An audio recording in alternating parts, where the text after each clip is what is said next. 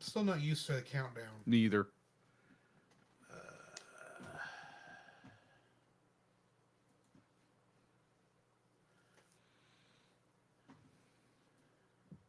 YouTube's going.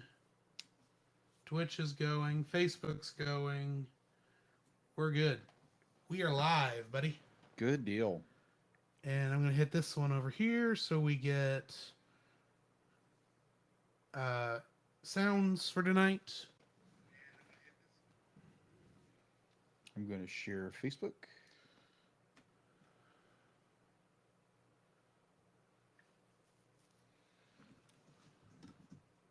All right, good deal.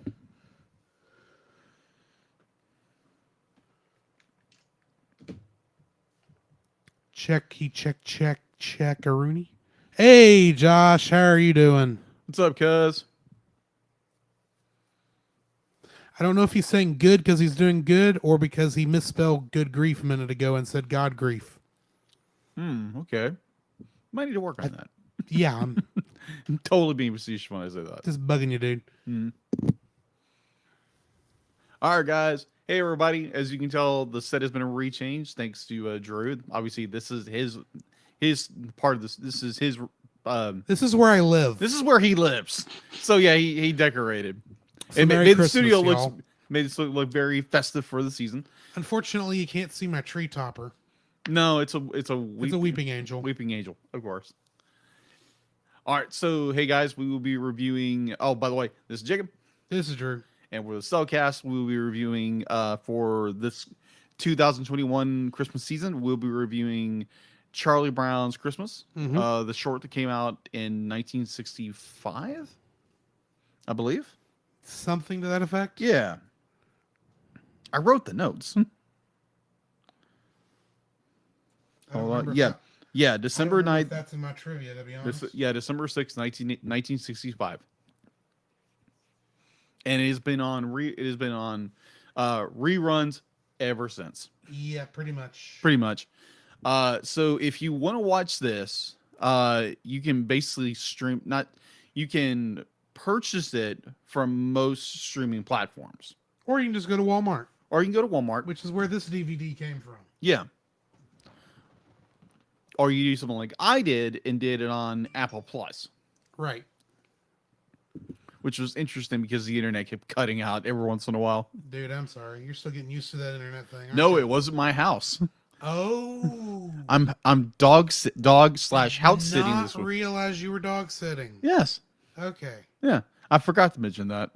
Well, I was aware I was supposed to do it, but I was unaware of the date and time at which they wanted me to start. And was like, apparently oh. it was last night. Yeah. Okay then. Giving the notification, oh, Sunday. Oh, okay. It's like, hey, when can we come over? It's like, I can be over there like around 5-ish. But yeah, so yeah, if you have not watched it, there again, it's 25 minutes. It's not that long. So if you want to go and find it wherever you are, at a Walmart, a physical copy, or anywhere on a streaming platform that you have to purchase because it's only on Apple Plus Well, it is on. It is showing on PBS sometime. sometime. Right. So if you want to wait around and watch it on PBS. So either way, so we'll be reviewing this film, our short actually, in a couple of minutes. So if you, Well, it's kind of a film. it's kind of a film. It's a short film. It's a short film. It's a short film. It's a short film. Right. We're gonna do it as a full episode, Yeah. but it is a short. Yeah. All right. So yeah, if you have watched it, which most likely we all have, At some point. At some point, please comment down below wherever you're watching this, either on Twitch, Facebook Live, or Instagram. Twitch. I mean, we have an Instagram. We do have an Instagram, so We if you don't want- remember the password for it. Or he's got it, but hasn't remembered to tell me so I can get on it. Right. I'll get that to you One day. one day, someday. Eventually. Eventually. We'll get around to it. Either way. So yeah, if you have watched it, comment down below what you thought of the film, or if you just don't mind being spoiled by anything. There's not much to be spoiled No, by. there's not. There really isn't. But Oh, you know what I haven't done?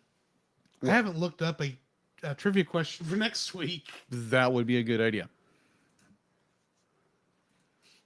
So if you can give me just a couple minutes. Certainly.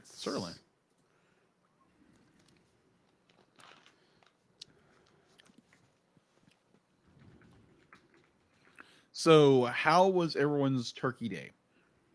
Thanksgiving, Turkey Day, however you want to pronounce it. Giving thanks for what God has blessed you with. Indeed. Mine was a very interesting story along the way. A lot of driving at night, which I do not enjoy whatsoever. And going to the Texas Renaissance Fair and having a item of clothing thrust upon me and given as a gift, in which I'm very grateful. If you didn't catch the Scottish accent, I know how to kill. There again, I'm not wearing it currently, which would be funny. Thank the Lord. Hey, let me show you some skin. No. No, I do not swing that way. Amen, brother. But either way, so yeah, I've had a very interesting week or half a week and going into the weekend, and right now I am dog sitting for church family, and yeah, I believe somewhere in the Atlantic. I can't tell you where because that's more, hey, I want to follow where these people are. Not gonna happen. Sorry.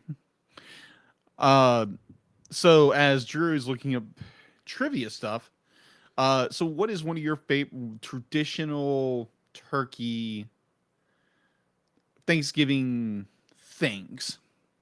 If it's be like, oh, Dad roast the turkey or whatever, or what is your favorite part of Thanksgiving?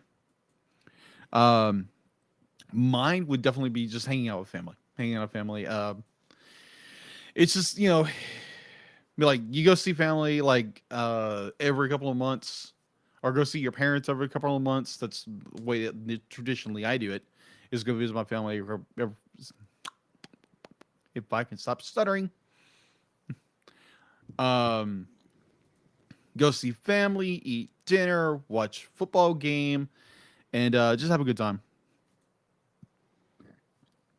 And normally there's some kind of work involved in some capacity. I think this year was drilling holes in a fire pit. Okay, I think I've got one. Alrighty. Just gonna write this down. Take a little note. Once I find the note app on my PC.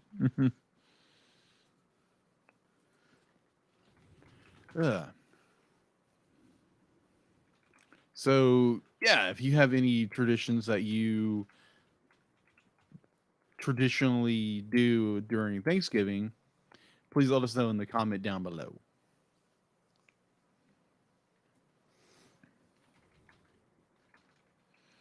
I did watch something just recently, actually just a couple minutes before I came to Studio B, was the Netflix original series, not original because originally it was an anime, Cowboy Bebop. How bad is it? It's I've heard the new one is. It's different. It's very controversial. We'll say. Yeah, kind of like another series I watched. It's very controversial.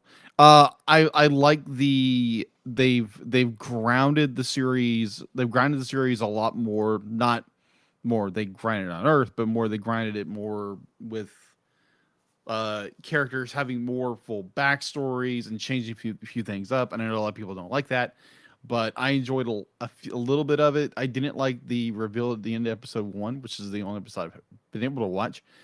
And I was like, wait, you brought this character in episode 1 when in the original anime, the original series, this character did not be fully revealed. Now, granted, we heard all about her throughout the entire series, but we never saw her. But until like the second to last episode, and then spoiler for a anime that Let came me guess, the Real Folk Blues. pretty much. Okay.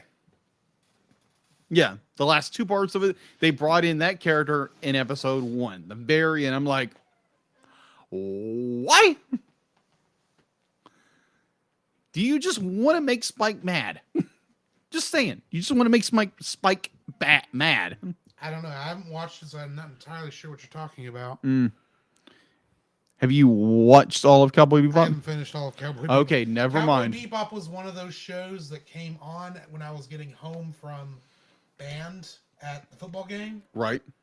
So I never saw them in order, and I only caught like parts of episodes because of how that landed. I gotcha. All I can say is the last line of the movie, last line of the show, bang. It's great. Be like, if you have not watched Cowboy Bebop, the original Ed series. shows up like at the last episode. Ed? Ed. Oh, in the new one? Yeah. Oh, I didn't know that. Well, that's good. Because people won't shut up about it. That is true. Anyway. Well, at least Ein shows up. Makes sense. It's his episode is in this run. That is true. Stray Dog Strip. Stray Dog Strip. That's what it is in the anime anyway. Ah, okay. The name of it. Yeah, they changed a few things up. It was interesting. I didn't like some of the direction, but there again, it's adapting an anime, which is, you can use more fluent, dynamic camera shots. So before you get too far into this, because I'm assuming you're going to talk about it during the episode, right? Shall we start? Yeah, I would agree. Yeah, let's start. I can tell you're getting into your groove. It's like we haven't even started the show. No, yet. we haven't properly. All right, so let's get into this. All right, double checking that we've got soundboard. Good. Is that good, Josh? Was that good and loud?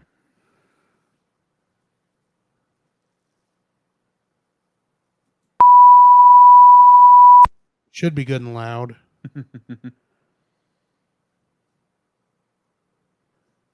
And I'm only calling you out, Josh, because I know you're the only one who's talked to us on all three.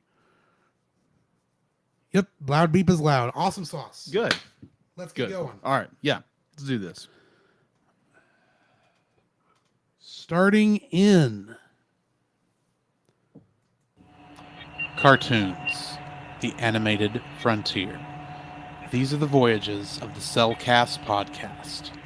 Its continuing mission to explore strange new cartoons, to seek out new animation styles and new creative storytelling methods, to boldly go where so few ever go again.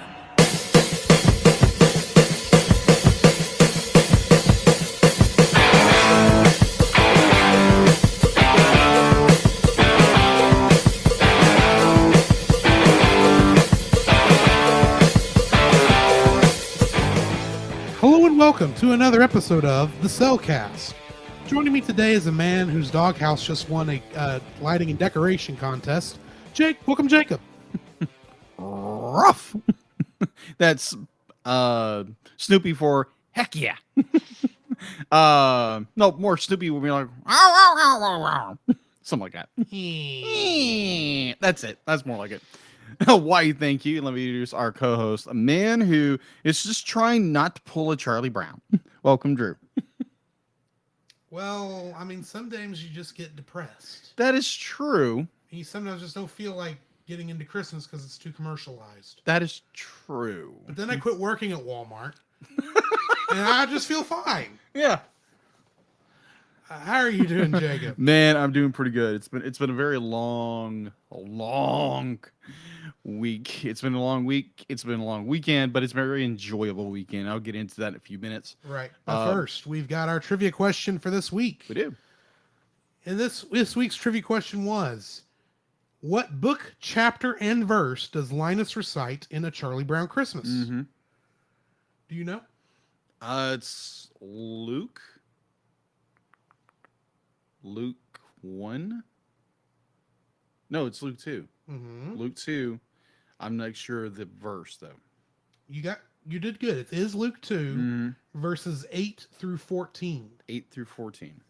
Which Josh Adams got exactly right, so that brings Josh up to 40 points on the trivia game. I don't know what these 40 points are to, But Dallas did say that Josh was right before last week in the chat. So Gotcha. awesome sauce. So now that we got that out of the way, of course, we will ask another trivia question at the end of this week's episode. So stay tuned for that. In the meantime, Jacob, how are you doing? Man, I'm doing very well. There again, going back a week. Happy Thanksgiving to everybody who, if you had a great, wonderful and joyous festivity, celebrating what the Lord has blessed you with, family or, family that are friends, what have you. And hopefully you survived Black Friday. Exactly. Those are always harrowing times. I've been doing pretty good. I went to go see my parents on Wednesday and then stayed the night. There again, I hate driving. I hate driving at night. Let me point that out. I hate driving at night. I think Fair enough. So I go to my parents' place, go hang out. Me and Jim, my brother, also former the show we formerly were part of. We watched another series. I'll bring that up in a few minutes when we get up to my watch. So have turkey dinner. I've been invited to go hang out with my boss because he's like, hey, come over. We'll have plenty of food. Okay. So I plan on leaving around 3. That didn't happen. I wound up going to visit some of my other family, which were right next door to my parents. And I didn't leave the house until like 6:30, 6:45. Got home, dumped my gear, went to work the next morning, and then went to the Texas Renaissance Fair that night. There again, I don't like driving at night. If you haven't been to the Texas Renaissance Fair, if you are in Texas during the fall season, it is a wonderful experience. I'm sure it is. It's a lot of fun. It's a lot of walking. Not my thing, but I'm sure it's fun. Exactly. So yeah, went there, drove back. Now, if you are from the Texas area, primarily the East Texas area, there was a massive rainstorm came through that night. I drove through that. So what a trip took me normally 2.5 hours, nearly took me 4 hours because I'm driving between 60 and 50 right the entire way. So yeah, it was interesting. Went to church the next morning and soaked to the bone still. I don't have a convertible, man. I'm saying you were probably still soaked, even though you were probably dry. Yeah, probably. You felt soaked. I felt soaked. That was the most nerve-wracking drive I've ever experienced. Let's say that. And currently I am dog sitting for a family at church. So thank you to the family who are now enjoying a probably well-deserved vacation. Right. So yeah, I'm taking care of 3 dogs for this week. And so yeah, as soon as we're done here, I'm going to go get stuff from my apartment and then head back over to their place. So yeah, that has been my week. How about you? Well, after we got done recording last week, I did not quite figure out the amount of time I really needed to edit the podcast before I had to be in Lindale last Wednesday. Mm-hmm. So I thought, well, I'll just pack up the source files, put it on a jump drive, and then I'll just edit it while I'm down there and upload it. The jump drive didn't get stuffed in the turkey, did it? No. Okay, just checking. Jump drive is actually right here. Okay, good. It didn't become part of the giblets. No, it didn't. No, now it's lost on the floor forever. Well, I got it edited on my parents' computer. I failed to realize that Wi-Fi is slower than the wired connection. And it takes a while to upload files. Because, see, on my computer, I'm hooked right into the modem. Right. It's like 5 minutes to upload the whole kit and caboodle. Yeah. It took 45 minutes before the system reset, which meant it didn't get uploaded Sunday. Right. Until Sunday when I got back here and got it uploaded via my computer. Yeah. So for those of you who are curious why last week's episode came out so late, that's why. What time did you get back anyway? On Sunday? Yeah. Like about 8:30. Oh, okay. Yeah, me and Jason's hung out and just, Yeah, it would have been too late for me to come over there as I was already wore out. yeah, he was worn out because he's been dealing with a cold. I wouldn't know a thing about that. No, obviously not. But I mean, yeah, and we had a good time over the Good. week. Watched a lot of old TV. Hung out, decorated helped my mom decorate for Christmas. Hmm. You know, just kind of normal stuff. And then obviously decorated here. Well, that was this afternoon Yeah, because I needed to get it done before the episode. that is true. So anyway, other than that, I think that's about all I've done. What have you been watching? What have I been watching? So, besides this wonderful short film we were about to review, I watched as I was at my parents' place for Thanksgiving the night before. Me and my brother Jim sat down because we started talking about Masters of the Universe Revelation, Right. how the second part had come out on Netflix. If you haven't watched the first part, go watch it. It's really good. There again, it's very controversial. Either you love it or you just despise it. So we wound up watching the second part, which was on I think like 5 or 6 episodes. It's amazing storytelling, like always with the first part of amazing storytelling. This doesn't disappoint whatsoever. So I wound up watching that. And on Sunday, I was sitting over with a friend of ours, Chase, who's also been on an episode. We reviewed Tron last year. Mm-hmm. And so if you want to listen to that episode, go check it out in the archives. So we want to watching, I think it's My Love Story. It's an anime. Right. Yeah, that's interesting. Big hulking guy. Oh, I've seen this advertised. Yeah. Big brute of a guy falls in love with a little girl. Yeah, pretty I much. say a little girl, a small, cute person of the same age. Right. Right. Yeah, it's interesting. It's interesting how that be like it's the storytelling and the how real they get the emotions, and it's not just like, oh, head over heels, nothing's wrong with their relationship whatsoever. Which does always bug me because they're not realistic. Right. It's the oh, we're gonna throw everything into a fantasy world where nothing is wrong, giving reality the boot. Those are called isekai. That is true. We were talking about 90% of the time. We were talking about isekai at one point. So yeah, I watched that, and then before I got over here, I finished notes. You know what? I've got a little time, so I pulled up Netflix, started watching the Netflix original series Cowboy Bebop, based on the same anime series that came out in the 90s or late 90s actually. And if you have not watched the original series, go watch it.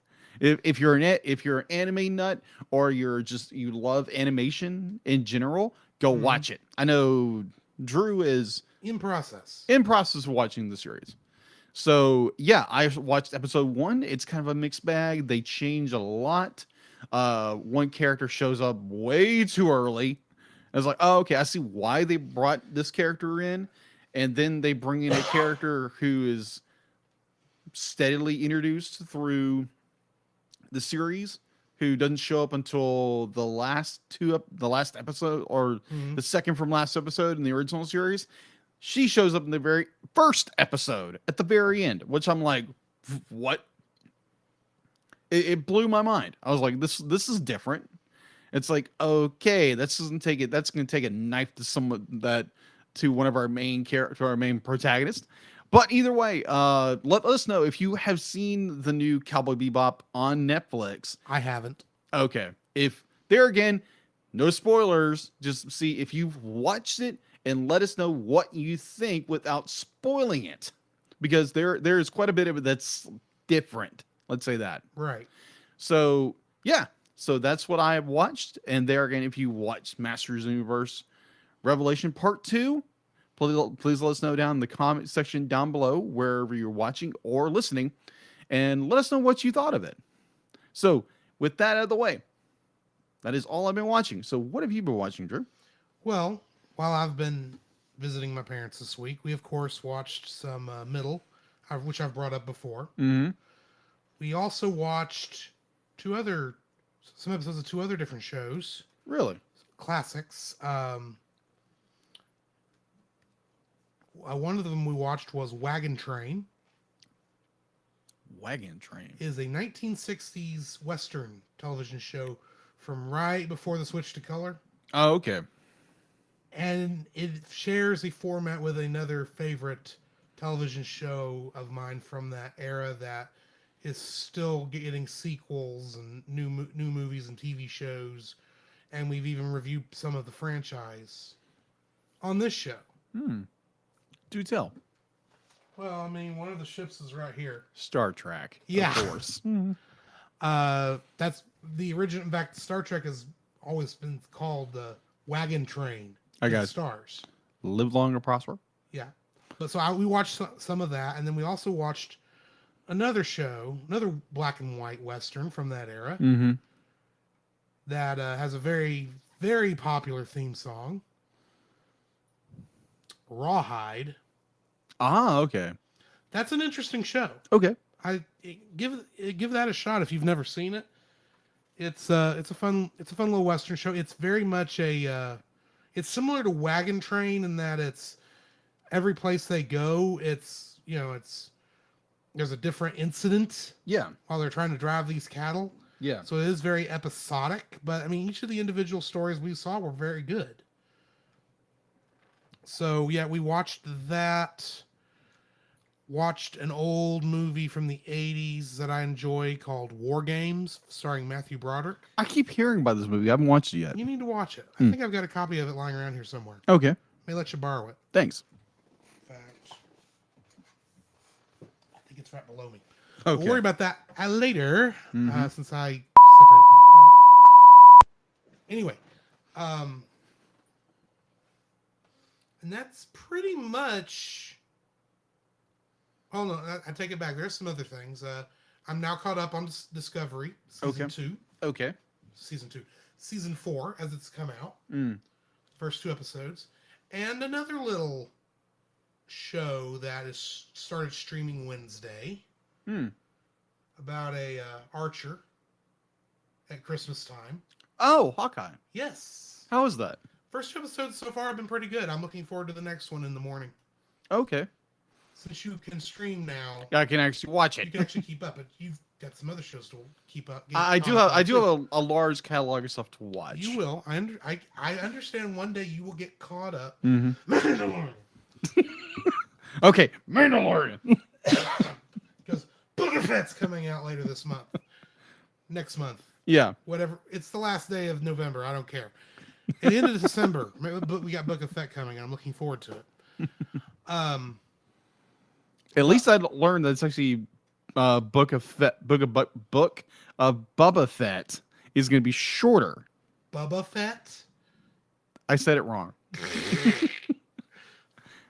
I've always That's called a redneck Boba Fett is what I'm getting. That is Boba Fett with a pot belly. Which, considering when he... In my defense, I've always called it Bubba Fett.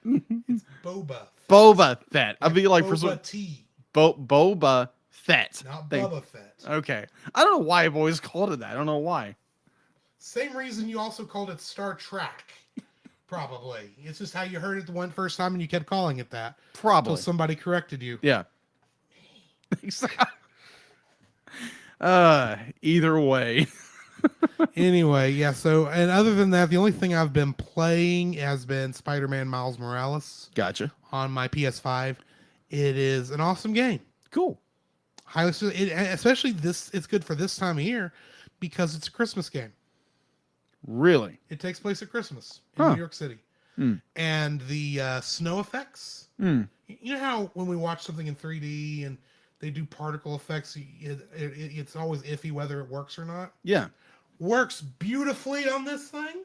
Good. All the snow effects, it's not just like a snow filter where the snow's going all different ways. It actually looks like snow is falling in a especially in blizzard conditions. Okay. You can see the snow being twists in the wind and everything. It's awesome. Nice. And I swear they chose they designed the Tinkerer and the Underground based on the fact that the system has ray tracing. Nice. Because They all are glowy neon people. Glowy neon people. They got a lot of glowy neon all over their bodies and such, Okay. which is an interesting design. I don't know how well it worked on the PS4, but on the PS5, it's pretty. Oh, okay. Especially when you Venom strike them in the face, Mm. especially the big bruisers. Okay. Punch them in the face with a giant lightning bolt. It's fun. Ow! That just hurts thinking about it. I'm not punching you in the face with a lightning Oh, bolt. thank you. I You're appreciate too that. small. Okay. Anyway, I've known some bruisers in my life, but I am no bruiser. that's what I've been playing. All right. What do we got in the news? All right. So news-wise, Warner Brothers or Warner Bros. Dropped the first official trailer for what they're calling a furry feature outing of DC's Legends of Super Pets. Starring and produced. This is an interesting concept. Yes, it is. Starring and produced by Dwayne Johnson, aka The Rock. Of course, because he's Crypto. Yeah, he's the voice of Crypto, the super dog. It's written and directed by Jared Steinert, for the Lego Batman movie. Small synopsis. The spot introduces the surprising herd of superpowered pets who step in to save the world when the Justice League is put out of commission.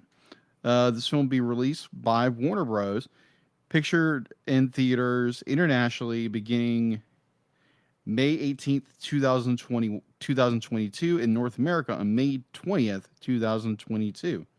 All right, so there's a new movie coming to Netflix. Like there's always coming something to Netflix. Right. Coming from Silvergate Media. They were releasing Helda and the Mountain King, an epic 80-minute movie special, which will launch exclusively on Netflix on December 30th. Apparently, it's adapted from a Luke Pearson's 6th graphic novel of the Hilda series. And apparently, it's finding Hilda stranded in troll country with with the body of a troll. That's all the description I get of it. Okay. So I've never heard of this. It sounds like an interesting synopsis in a way.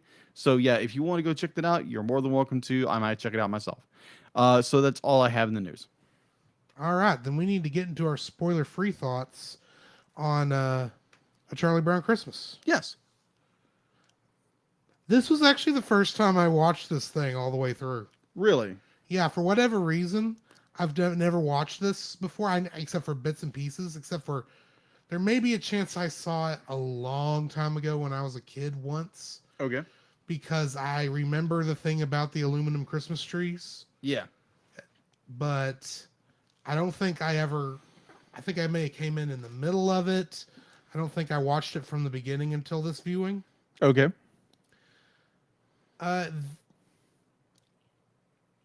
This is an interesting little short, That it if is. we're being honest. I have some issues with it that there's some parts of it I don't think worked very well. But if you're wondering to know if you should go watch Charlie Brown Christmas and you've never watched A Charlie Brown Christmas before, I'm just going to tell you to go watch it because it's worth it. Indeed. There are some issues which I'll get into later, but other than that, it's just a fun little 30-minute short, and I don't regret watching it. So Yeah. What are your thoughts? Kind of like Drew, like most people, I've probably seen this movie periodically throughout the years, starting from a young lad until more recently. I was able to watch it on Apple Plus TV. There again, I was over at another person's house, dog sitting, and watching it on my iPad. And their internet kept. Well, I don't think it was the internet. It was something. Was the content was dropping. So I was. This is a 25-minute episode, and it took me like 40, nearly an hour to watch it. So that was fun. Right. But it's overall, it's a really, really great story. It's kids being kids, and kids are, goofy and silly and just can be incredibly cruel to each other, like adults can. Mm-hmm. But it has a very nice, warm, positive end, and it's an enjoyable little film. It's an enjoyable little short film. So there again, if you haven't watched it, go watch it. Or if you haven't watched it entirely, like most of us haven't, go watch it. There again, you can watch it. You can stream it, or you can watch it most places. You can purchase it most places, or you can watch it on Amazon or Apple Plus, because they have the exclusive rights to it right now. So yeah, what do you got to lose? Go watch it. 25 minutes. It's worth your time. Indeed. So join us on the other side of the break, and we will get to talking about this thing.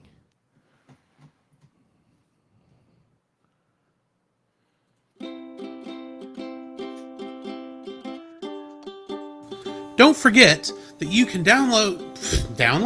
Don't forget that you can. Don't forget that you can listen to us record the podcast live every Tuesday over on our Facebook page, The Cellcast, our Twitch channel, The Cellcast Gaming, and on YouTube at Cellcast. Also, don't forget to join our Patreon if you would like to support us monetarily. At $1, you'll get our everlasting thanks. At our $5 tier, you can get some artwork from Jacob, and at our $10 tier, you can get bloopers for every episode we've released that I've remembered to release them for, and you can get commentaries from different movies. So come check us out over there if you would like to support us financially. This podcast is part of the Culture Box Media Network. For more great content like this, please check out the link in the description. There you can find other great shows, such as The Untold Podcast, which is a speculative fiction podcast utilizing the genres of sci-fi, fantasy, and horror, among others, in order to engage the culture's imagination from a Christian worldview. Every month, Nathan James Norman produces and narrates a new story presented in a unique and dynamic way. You can check out their podcast at untoldpodcast.com. Also, we are a part of Pop Americana, where you can enjoy other shows like Franchise Fatigue. Do you like movies? Of course you do. I bet you even like big movie franchises like Star Wars, the Marvel Cinematic Universe, and Indiana Jones. And obviously, since you listen to us, you must like listening to movie reviews. But what if I were to tell you there is a podcast that reviews film series one movie at a time? You'd like that? Well, then go check out the Franchise Fatigue podcast over on your favorite podcast catcher, and listen to James and Gabe give an in-depth analysis and review on every movie in your favorite franchise.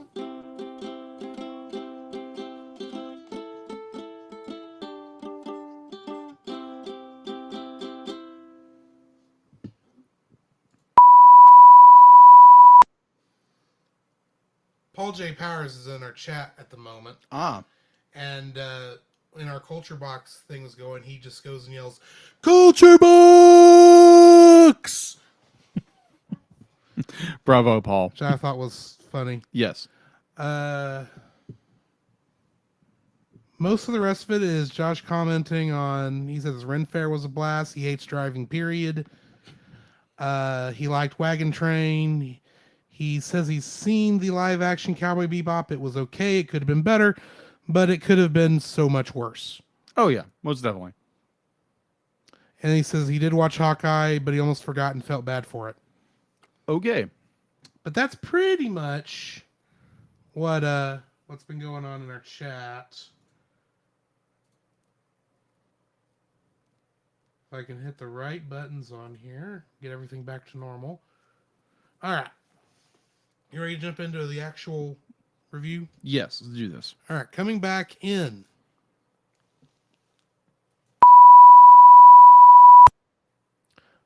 The following is a spoiler-filled review for the movie A Charlie Brown Christmas. Listener discretion is advised. A Charlie Brown Christmas was directed by, and was the voice of Snoopy was done by Bill Melendez, who also animated or directed the animated The Lion, the Witch, and Wardrobe movie. Okay. I didn't even know there was an animated one until I did the research for this. I've heard of it. And of course, this was written by and based on the comic strip by Charles M. Schultz, Mm-hmm. which, of course, the comic strip is Peanuts, which he hates the name because he couldn't. They forced him to use the name. Mm-hmm. Getting into the cast, Peter Robbins was the voice of Charlie Brown, and in the Blondie TV series, based on the Blondie comic strip, that's got a Bumstead in it. Okay. He played Alexander Bumstead, the son. Really? Yeah. Hmm. And for the most part, we'll get into it. Anne Altieri was the voice of Frida. And in You're in Love, Charlie Brown, she was the voice of Violet.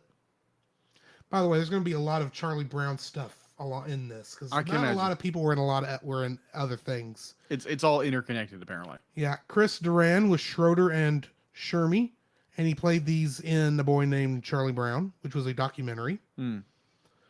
Sally Dreyer was the voice of Violet, and she played Patty in A Boy Named Charlie Brown. Bill Melendez, who I mentioned earlier, was Snoopy. He also was the voice of Woodstock in Snoopy the Musical. Snoopy the Musical? Yeah. Okay, that's going to be interesting. Karen Mendelsohn who was the voice of Patty, and she was Lucy Van Pelt in A Boy Named Charlie Brown.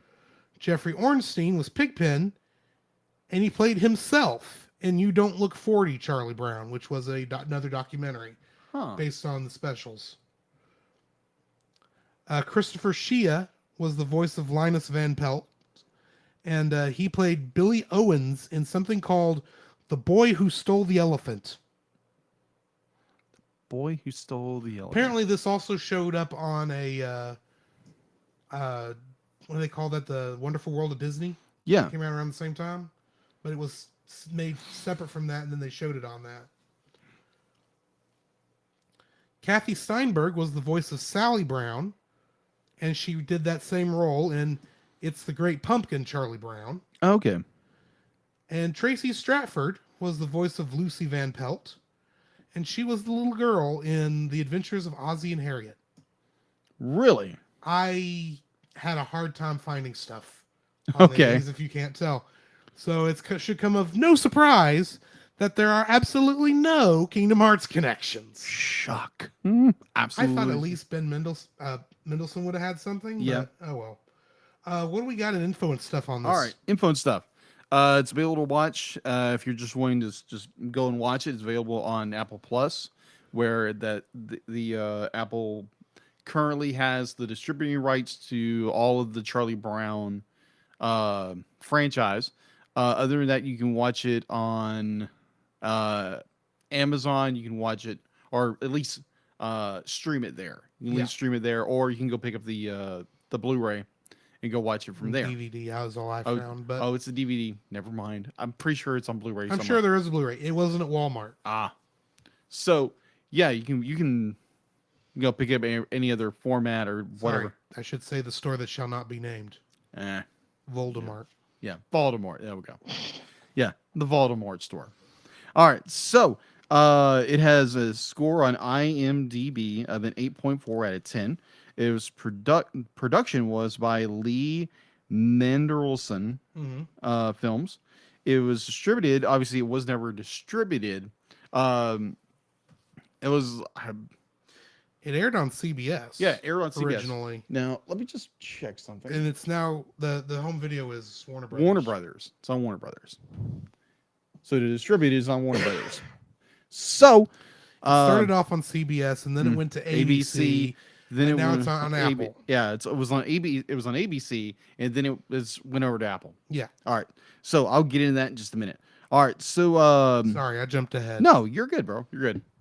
It premiered on CBS. It was released on December 9th, 1969 at 7 p.m. Eastern Standard Time. They thought it would be a flop. Apparently that was before the Monsters. Apparently. It had an estimated 15.4 million people watch it, and it came in second in the ratings behind Bonanza on NBC. Mm-hmm. The special was originally broadcast on CBS in '65 and rerun every year from '66 until 2000. Beginning with the Christmas holidays of 2001, ABC held the rights for the special. And on December 6, 2001, a half-hour documentary, which the special was titled The Making of Charlie Brown's Christmas, hosted by Whoopi Goldberg, aired on ABC. The show's 40th anniversary broadcast was aired December 6, 2005, having the highest rating, having the highest rating in its time slot. The 50th anniversary was aired December 30th, 2015, featuring a full 2-hour time slot with padded by the special. It's Your 50th Christmas, Charlie Brown, which was hosted by Kristen Bell. On October 2020, Apple TV Plus acquired exclusive rights for all Peanuts related media under the terms of agreement. Apple TV Plus made a Charlie Brown Christmas and 2 other holiday specials. It's the Great Pumpkin, Charlie Brown, and a Charlie Brown Thanksgiving, available for free from the platform during a 3-day window. The window for a Charlie Brown Christmas was December 11th through the 13th of 2020. Subscribers to Apple TV Plus have a broader window to watch the special. All right, going to home release. In 1984, the special was released on VHS and Betamax by Media Home Entertainment, along with You're Not Elected, Charlie Brown. In 1987, the special was released on VHS by High Top Video. In 1991, the special was released for a limited time on VHS through Shell Oil for sale at their gas stations. Really? Yeah. I remember something like that going to the station. It's like, wait a minute, that movie's here. That's weird. So moving forward, on September 28th, 1994, the special was released by Paramount on VHS. A Laserdisc was released by Paramount, distributed by Pioneer in 1996. The second side contained the 1979 special, You're the Greatest Charlie Brown. In September 2020, it was released on DVD. Bonus feature included the 1992 special, It's Christmas Time Again, Charlie Brown.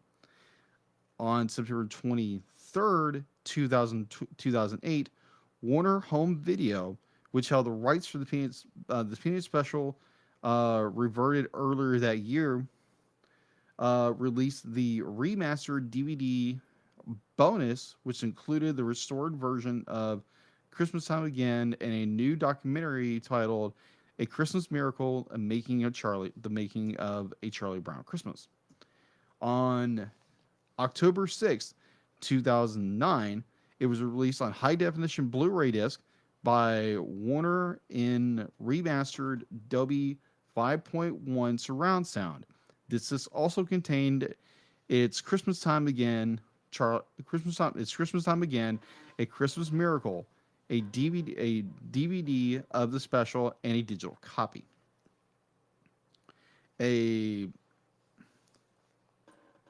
Let's see. It was available it's still available through iTunes, PlayStation Network, Amazon, Google. You can watch those through those providers. In December 2014, the 50th anniversary two-disc DVD set was released. It also featured the special It's Christmas Time Again, Charlie Brown, and the making of the documentary from the previous editions. In October on October 31st, 2017. It was released on 4K UHD Blu-ray disc containing its Christmas Time Again, Charlie Brown, and the Making of special. So that is all I have on info and stuff. You missed one little thing. What did I miss? Who was one of the producers for this? What company that has been scrubbed? Their involvement has been scrubbed from the film due to FCC regulations that came after this film was made. A certain company. Coca-Cola. Yeah, in fact, there's actually many cut scenes in here because they had to cut the Coca-Cola stuff out That makes sense now. because the FCC changes require them not to have such blatant sponsorship. Really? That makes sense for 1970s. Yeah.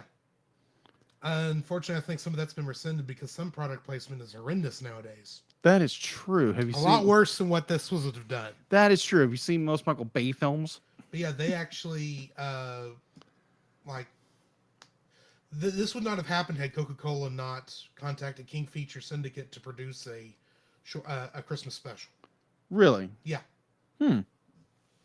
Interesting. Now that makes sense for one scene that kind of bugged me a little bit, and I'll get into one that. of the editing pieces in here is because of that too. Ah, okay. So we'll get to that in Gotcha, just gotcha. a minute. Gotcha. In the meantime, let's get into the summary for this. Mhm. On their way to join their friends ice skating on a frozen pond, Charlie Brown confides in Linus that despite the Christmas season, he is still depressed. After Linus's reproach and a put down from Violet, he visits Lucy's psychiatric booth and tells her his problem. She suggests that he direct the group's annual Christmas play to get him involved, and he accepts. Charlie Brown becomes even more discouraged by his observation of Christmas's commercialization as he heads for the rehearsal. Lucy laments over not receiving real estate for Christmas. Snoopy redecorates his doghouse for a neighborhood lights and display contest, and Charlie Brown's younger sister Sally asks him to write a greedy letter to Santa Claus. At the rehearsal, Charlie Brown finds a play fit for the 1960s with dancing, lively music, and an uncooperative cast, and a Christmas queen, which is played by Lucy. Of course. Sensing the play needs a more proper mood, Charlie Brown recommends a Christmas tree. Lucy suggests a big pink aluminum tree and sends him and Linus to get one. At the tree lot, Charlie Brown picks the only real tree there, a small sapling. Linus questions his choice, but Charlie Brown believes that once decorated, it will be perfect. When they return, however, Lucy and the others scorn him and the tree and walk away laughing. Crestfallen, Charlie Brown loudly asks if anyone knows what Christmas is all about. Linus says he does, walks to center stage, asks for a spotlight, and recites the Annunciation of the Shepherds. Returns and says, "That's what Christmas is all about, Charlie Brown." Realizing that he doesn't have to let commercialism ruin his own Christmas, Charlie Brown takes the tree home to decorate it and show the others that it will work in the play. He stops at Snoopy's doghouse, which has won the lights and display contest, and hangs a large red Christmas ball on the tree. The ornament's weight causes the tiny tree to bend to the ground. Believing he has killed the tree, Charlie Brown dejectedly walks away. And part of my text disappeared for some reason. Uh-oh. And I don't know why. Hang on.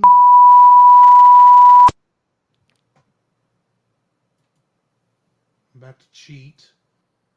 Shame. Not really cheat. I'm just bringing it up on my computer instead of reading it off my phone.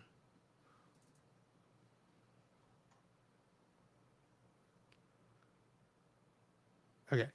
The others realize that they were too hard on Charlie Brown and quietly follow him. Linus gently uprights the drooping tree and wraps his own blanket around the base to give it some needed love. After the others give the tree a makeover, using more decorations from the doghouse, even Lucy concedes to Charlie Brown's choice. The kids then start humming "Hark the Herald Angels Sing." Hearing them, Charlie Brown returns to see that the sapling is now a magnificent Christmas tree.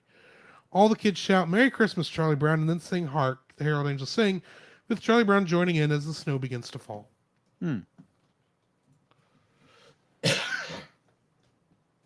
Getting into the trivia for this, Kathy Steinberg, who did the voice of Sally Brown, had not yet learned to read at the time of production. Really? So she had to be fed her lines, often a word or syllable at a time, which explains the rather choppy delivery of the line, "All I want is what I have coming to me. All I want is my fair share." This broke many of the rules prevalent for animated holiday specials during the 1960s. It didn't make use of a laugh track. Real children were used for the character voices instead of adult actors imitating children's voices, and biblical references were used to illustrate the true meaning of Christmas. When viewing the rough cut of the show, both Bill Melendez and Lee Mendelson were convinced that they had a flop on their hands. After it premiered, they were happily surprised and shocked at the high ratings and excellent reviews that the show received. Today, the show remains the second longest running Christmas special on U.S. network television, right behind Rudolph the Red-Nosed Reindeer, which premiered 1 year earlier and is still broadcast every year on the U.S. network television. This is the first animated Peanuts special. When they first saw the show, CBS executives were horrified at the idea of an animated Christmas special with such a blatant message. They also strongly objected to the fact that the show had no canned laughter. In addition, they greeted Vince Guaraldi's jazz score as an intrusion in the special that audiences would never accept. However, when CBS learned, to their astonishment, of the special's spectacular ratings earned on its initial broadcast and the glowing reviews for it, the network promptly contracted the producers for more specials. Just before her remarks about Christmas being a big commercial racket, Lucy refers to Charlie Brown simply as Charlie. This is the only time she does this in any of the TV specials. A version with a laugh track was produced, but later discarded after the success of the broadcast version. The original broadcast included some brief animated sections which included the logo for Coca-Cola, the show's original sponsor. These have been edited out as subsequent broadcasts in the video release. Right after the opening title, Linus crashed into a sign advertising Coca-Cola after being tossed by Snoopy. The closing carol originally included the complete verse instead of fading out, with a final on-screen "Merry Christmas from your local bottler of Coca-Cola" right after the Universal Feature Syndicate credit at the end. Production ended 10 days before it premiered. 10 days before? Yeah. Wow, that's a short. Yeah. Yeah. Snoopy's doghouse is blue in the special. Following this, it would be red. None of the children who voiced the characters received credit at the end of the short. That's a shame. Bill Melendez tried to talk Charles M. Schulz out of using biblical references, especially Linus's speech in the special. Schulz reportedly won him over by saying, "If we don't do it, who will?" As it turned out, Linus's recitation was hailed as one of the most powerful moments in the highly acclaimed special. In the comic strip, one of the reoccurring early theme was Linus's fear of reciting this biblical passage in the Christmas pageant. Last but not least, when A Charlie Brown Christmas won an Emmy for Outstanding Children's Program in 1966, only Lee Mendelson and Bill Melendez were called to accept the award, but they made sure that Charles Schulz was with them to give the acceptance speech. Schulz's speech simply went, "Charlie Brown's not used to winning, so we thank you." Wow. And that brings us to the end of the trivia. Wow. What is your first like? My first like is actually a scene. Okay, so it's during the practice of the play. So Lucy's passing her. She's the script girl. She's passing around stuff. Yeah. And then she passes it to who else but Snoopy. Yes. And then obviously Lucy gets mad. And he has to play every animal in the play. Yeah, exactly. And what does Snoopy do? He mocks her. Snoopy. Did I call him Snoopy Doo? I did call him Snoopy Doo. Snoopy Doo. Apparently, I call him Snoopy Doo. But Snoopy, not Snoopy Doo, not appear with Scooby Doo, but Snoopy. Snoopy Doo, where are you? And it's on his doghouse, pretending he's a Red Baron. The Red Baron. So in that scene,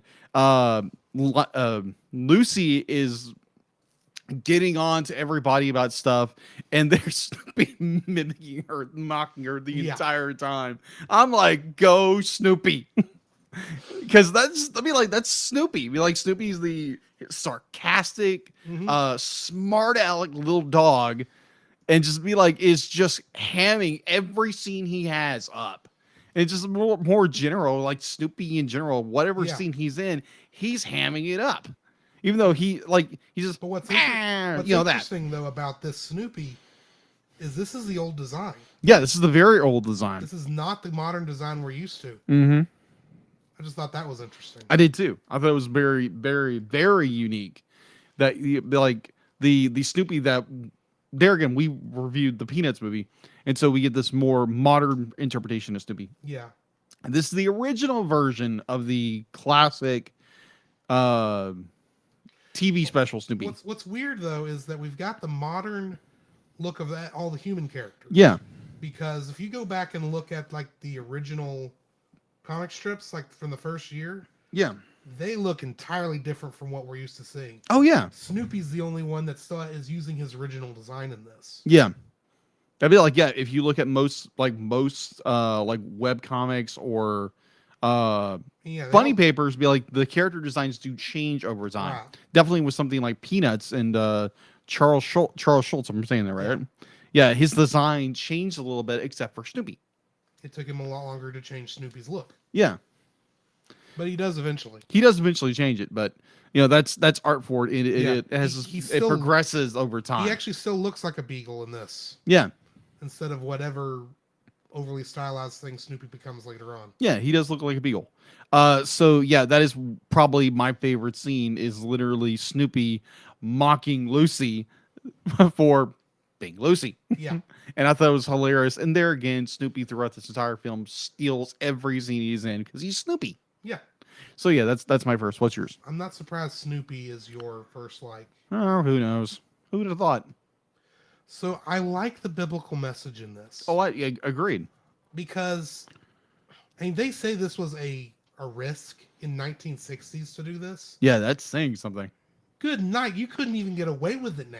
No, they think. But the fact that they go through and they actually read a fairly long passage. Yeah. Of the book of Luke, chapter 2. Yeah. It's like, and that's like, okay, you want to know what the true meaning of Christmas is? Exactly. It's God. It's Jesus. He's the reason. Exactly. And you actually have the guts to talk about that on television. Vision. On the same sort of television that has been replayed year after year after year. It has not skipped a year. Yeah. It has been broadcast either on CBS, ABC, or PBS since Apple has the rights to it. Mm-hmm. But at least they are putting it out on PBS. Yeah. They're getting every year, at least somebody is hearing what Christmas is all about, and what they're hearing is it's Jesus Christ. Exactly. Which is what Christmas is all about. Exactly. So I love that we actually have that here. Yeah. In fact, this is probably the only Christmas special I can think of, or the only Christmas thing I can think of that is not a retelling of the Nativity. Yeah. In some form or fashion that actually has a Christian message. Agreed. Because this is very much a standard Christmas special. It's very secular except for this one moment. Oh yeah. It's like, thank you. You actually did the cool thing and actually said, yeah, all the stuff that we have surrounding Christmas, that's all fluff. Mm-hmm. Jesus is the reason why we have Christmas. Exactly. And if y'all don't like that, I don't care. Yeah. Amen. So yeah, I like that we actually have this. That I don't know how much of a Christian Charles Schultz was. Yeah, apparently he was very devoted. I appreciate that he put his foot down for this. Yeah. And if nothing else, because he did that, at least people will passively hear the gospel essentially anytime they watch this. Exactly. And I appreciate that. Yeah. So leading from that, originally this is gonna be my third, so I'm putting in the second. It's actually Charlie's just trying to discover what Christmas is because he's always sad and depressed about things. So he doesn't know what the meaning of Christmas is. He's supposed to be happy and joyful about Yeah. things, But he feels suppressed. he feels because suppressed. he's Charlie Brown. Brown, of course. But then you lead Of all into the Charlie Browns in the world, he's the Charlie Charlie Brown. Browniest. He's Charlie Browniest. So you have Linus, right? Yeah, Linus, Linus. Linus is the one who does the read from Luke, and that was In fact, I watched the making of thing. Only the voices for Charlie Brown and Linus had any voice work before this. really Yeah. interesting. So they were the only ones who actually knew how to act. That makes sense. The rest were just kids Yeah, just reading lines. and then having fun. Exactly. Yeah, that's what you do when you're a kid. You have fun. Yeah. So yeah, the Linus is reading from the book of Luke, and the whole reason behind Christmas is the birth of Jesus. Now there's a lot of detractors out there. They'd be like, well, Jesus wasn't born a major. They couldn't have happened. Well, this stuff did happen. They've scientifically proven it. So go look that information up yourself. If you don't want to believe the biblical telling of the birth of Jesus, go look up the historical data. It backs it up. Which that's something I love, being a history nerd and being a devoted Christian. You get those two, they smack together. And it's just more be like the idea that it's like, yes, Christianity did take a lot of things from other cultures as they absorb them into the Christian faith, but at the core of its story is Jesus' birth, his miraculous birth in a manger to a virgin to come and save the world. Right. Not as a conquering hero, but as a shepherd who laid down his life for his friends, meaning us, Yes. or all. So I really enjoyed that they actually Schultz took the guts, took the chance to, like, I'm not trying to repeat what Drew said, but took the opportunity to share the gospel, even though it's a very small, minute telling, And only It's- a part of the gospel. it's We're being only honest. a small part of it. And it was so amazing to see that, definitely for the first time in like years, probably since I was a kid watching this, and like really understanding what kind of impact that takes, definitely with a national audience, and in some cases a world audience, where some people have never heard the name of Jesus. They're like, oh, who is this Jesus person that was born, that was born in a manger? Now, was Jesus born in December? We don't know that. This was more More exorted than from, likely not. most likely not. It's exorted from different cultures. Anyway. Yeah, either way. There again, history nerd. I nerd out about this stuff. Yeah, that's why I'm trying to get you back on track. Yeah, thank you. So yes, that scene was very, very moving, very powerful, and yeah, I thoroughly enjoyed it, and it was very much the reason for not. It sounds cheesy, but it's a reason for the season, and it's the birth of Christ. Indeed. That's why we celebrate it. So that's my number 2. My second is it's an effective use of simple animation. Okay.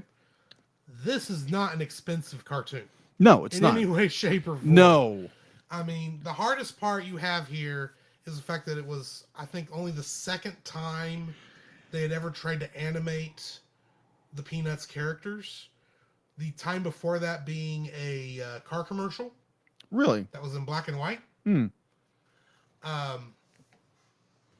So there are interesting things like that little tuft of hair on Charlie Brown's head. Yeah.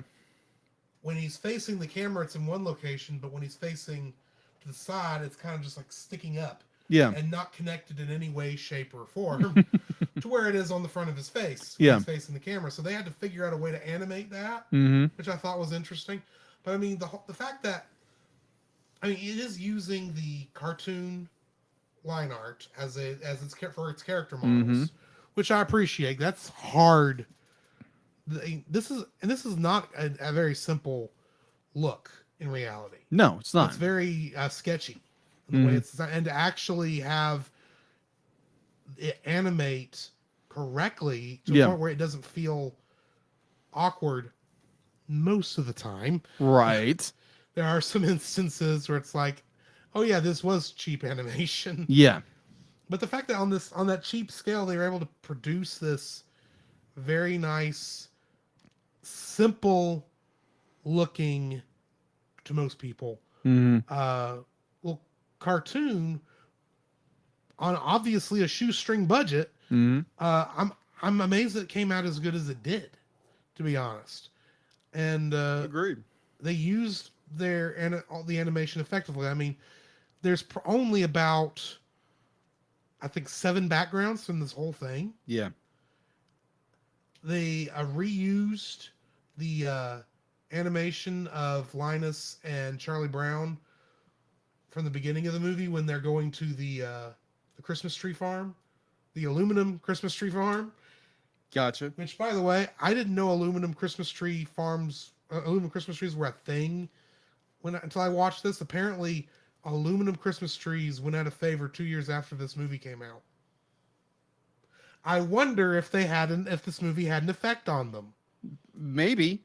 You never know. It could have. I don't know. But they're gone now. Now our fake trees are made out of plastic and vinyl, like the one behind me. Right.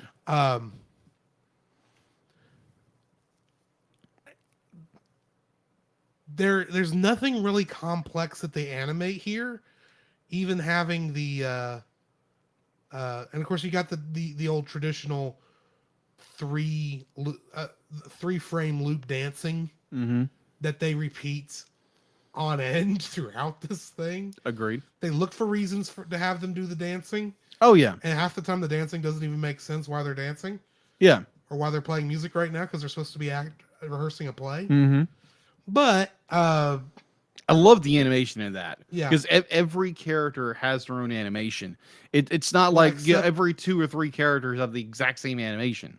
well, the 2 characters who are, I mean, assuming they're twins, but they're both the girls in the purple shirt. Mm-hmm. They have the same dance, Okay, that makes sense. but they also have the same character design. So Yeah, who am I to complain? that is true. But yeah, the simple animation, this is used effectively to the point where, yeah, it looks a little crusty sometimes, but for the most part, it's harmless in its crustiness, Yeah. and you kind of just don't care after a while. So like, okay, yeah, this is it. It's cheap, sure, but it works, and it Indeed. works. Why it doesn't need to be more complex than this. Indeed. In fact, I watched a little. My special came with that It's Christmas Time Again, Charlie Brown. Yeah. Which is made like in the 90s, I think. Mm. And I watched a little bit of it. I didn't get a chance to finish it. Mm-hmm. But it's almost too smooth. Almost too smooth. It's almost too good Mm. compared to this. I gotcha. That's just my opinion. But yeah, the effective use of simple animation is number 2.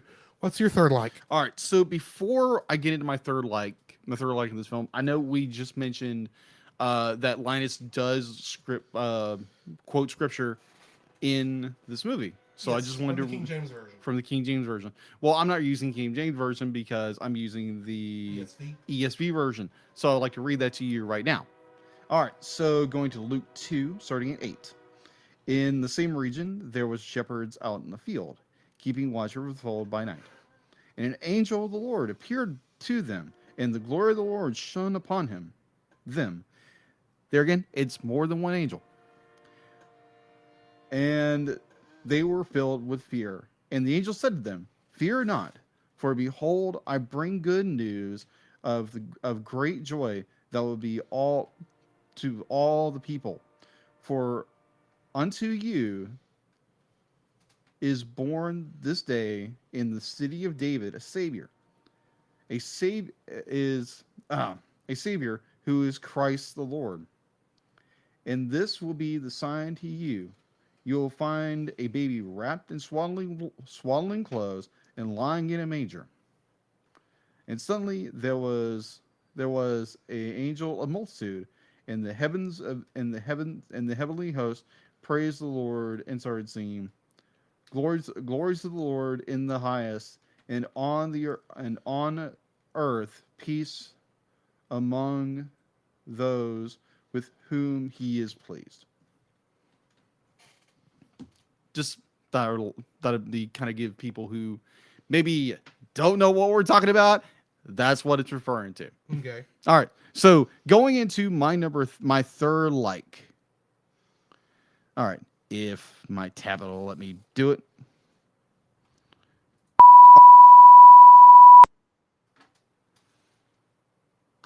The beat played.